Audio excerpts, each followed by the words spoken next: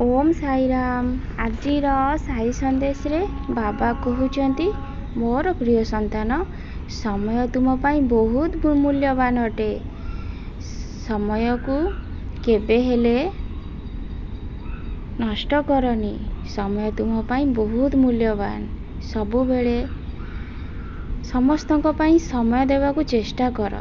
तुम पाखरे भल पाउथिबा बहुत संपर्क अछि। सबुबेले निज लोक मानक सहित समय अतिबाहित कर।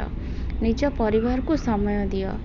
सबुबेले संसार रे हस खुशी रे मिसिकी रुह। जेतेबेले तुमर खराब समय चलीथिला सेतेबेले बहुत लोक तुमको साहाय्य करने को दौड़ी आसीथिले। तुम कांधरे कांध मिसेकी छिड़ा होइथिले।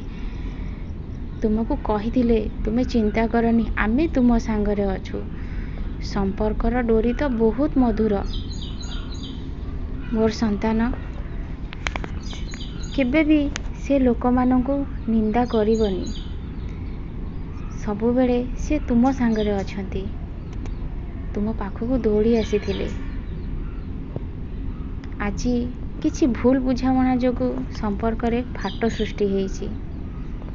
सेथिलागी तुमे तांको दोष दियोनी। तुमे थरे ठंडा मुंडरे चिंता कर।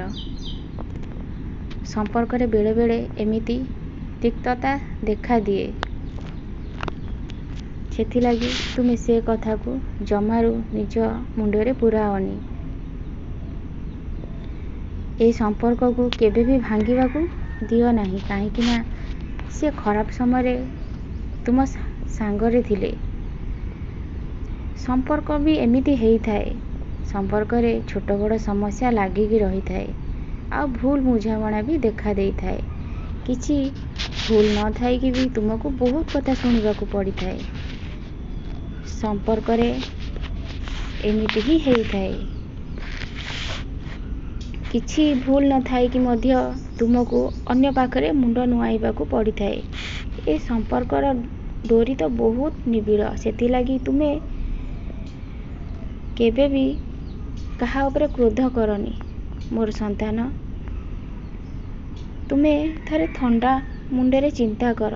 किए तुम पाई भूल आउ किए तुम पाई ठीक। संपर्क को सबु बेले बंचेई रखिबा को चेष्टा कर। तुमर जेतेबेले क्रोध आसुची, तुमे मो पाखको आस। मो फोटो सामने रे तुमे टिके बसी पड़। आउ मो उदी को मस्तक रे धारण कर।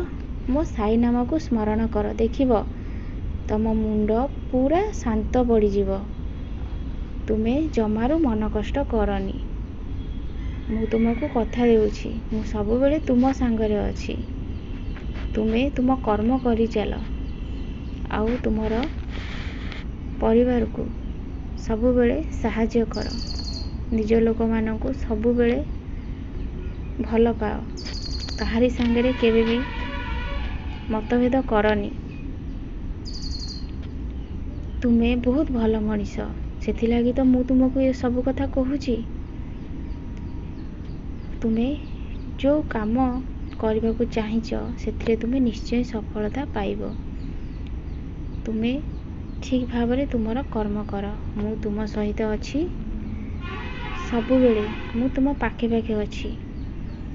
तुमे जाओ एबे तुम कर्म रे लागी पड़। ओम साई राम।